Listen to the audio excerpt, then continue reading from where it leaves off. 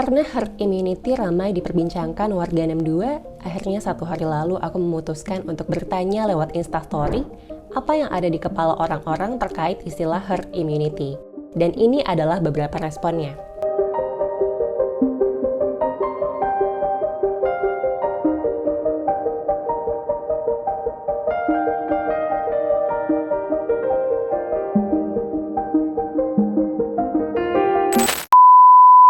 Setelah melihat respon tersebut, aku memutuskan untuk sedikit meluruskan pemahaman terkait dengan herd immunity di video ini. Hai, aku Fania Utami, aku adalah seorang dokter. Di video kali ini aku mau sharing sedikit seputar herd immunity karena akhir-akhir ini herd immunity seolah menjadi kambing hitam, mungkin karena pemahaman yang kurang sesuai terkait dengan itu.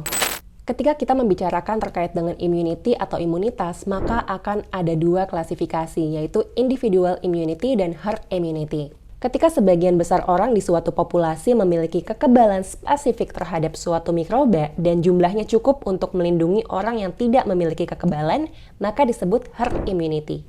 Istilah herd immunity biasa digunakan terkait dengan vaksin untuk eradikasi penyakit, seperti misalnya penyakit polio, penyakit cacar, atau penyakit menular lainnya. Dan istilah itu mulai ramai jadi topik pembicaraan warga 62 setelah COVID-19 muncul. Ada dua cara nih teman-teman untuk mencapai herd immunity. Cara pertama adalah sebagian besar orang di suatu populasi terinfeksi penyakit tertentu, lalu sembuh dan akhirnya sebagian besar orang tersebut terbentuk antibodi spesifik di dalam tubuhnya, sehingga terjadilah herd immunity. Cara yang kedua adalah sebagian besar orang di suatu populasi diberi vaksin atau dilakukan vaksinasi, sehingga sebagian besar orang tersebut memiliki antibodi spesifik di dalam tubuhnya, sehingga terbentuklah herd immunity. Nah, kira-kira berapa persen sih sebenarnya dari total populasi yang diperlukan untuk mencapai herd immunity pada kasus pandemi COVID-19 ini? Sebenarnya jawabannya memiliki rentang dari 60 sampai 90% tergantung sumbernya. Kalau mengacu pada Johns Hopkins, maka angka persentasenya adalah 70%. Sebenarnya, salah satu tujuan kita di masa pandemik COVID-19 ini adalah mencapai herd immunity, supaya orang-orang yang rentan dan tanpa kekebalan spesifik itu bisa terlindungi. Cara paling ideal untuk mencapai keadaan herd immunity adalah dengan diberikan vaksin, karena vaksin itu melalui penelitian yang sangat panjang dan sangat diperhatikan. Aman atau enggak nih kalau diberikan ke orang sehat? Nggak main-main. Cuma yang jadi masalah, sampai saat ini belum ada vaksin untuk COVID-19 karena memang untuk proses pembuatan vaksin itu sangat panjang, teman-teman. Ada juga cara lain untuk mencapai keadaan herd immunity pada pandemi COVID-19 ini, yaitu membiarkan sebagian orang di suatu populasi untuk terinfeksi secara alami. Dan ini cenderung tidak terjamin keamanannya, sehingga ketika seseorang terinfeksi secara alami, tidak ada yang bisa menjamin orang yang terpapar itu bisa sembuh dan bisa memiliki kekebalan spesifik.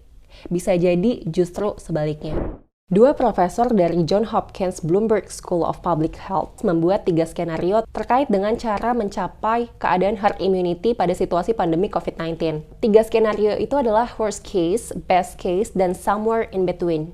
Yang dimaksud dengan worst case scenario adalah ketika orang-orang tidak menerapkan physical distancing, virus bisa menginfeksi banyak orang dalam waktu beberapa bulan. Dan hal ini bisa bikin rumah sakit penuh.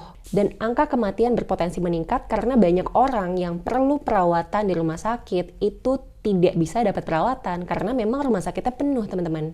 Untuk best case scenario adalah gimana caranya kita menjaga laju infeksi supaya nggak meningkat nih teman-teman. Bahkan kalau bisa menurun. Pokoknya hal itu harus dijaga sampai tersedianya vaksin nanti. Dan untuk skenario yang ini perlu kerjasama semua orang tanpa terkecuali. Tetap physical distancing mungkin setahun atau lebih lama daripada itu sampai ada vaksin.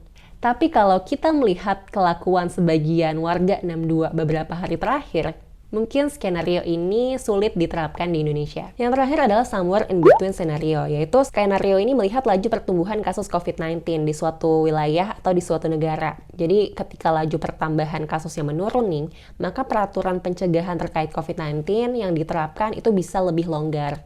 Tapi ketika kasusnya meningkat, itu bisa lebih ketat lagi. Jadi selalu di-adjust atau disesuaikan terus-menerus tergantung dengan penambahan kasus COVID-19. Oke, itu dia sedikit terkait dengan herd immunity. Semoga bisa sedikit meluruskan pemahaman yang masih kurang tepat. Istilah herd immunity itu nggak buruk. Kasian banget dia jadi kambing hitam. Yang perlu kita soroti adalah cara yang mana yang mau kita pilih untuk mencapai keadaan herd immunity itu. Sekian video kali ini. Semoga video ini berguna dan semoga pandemik ini segera berakhir.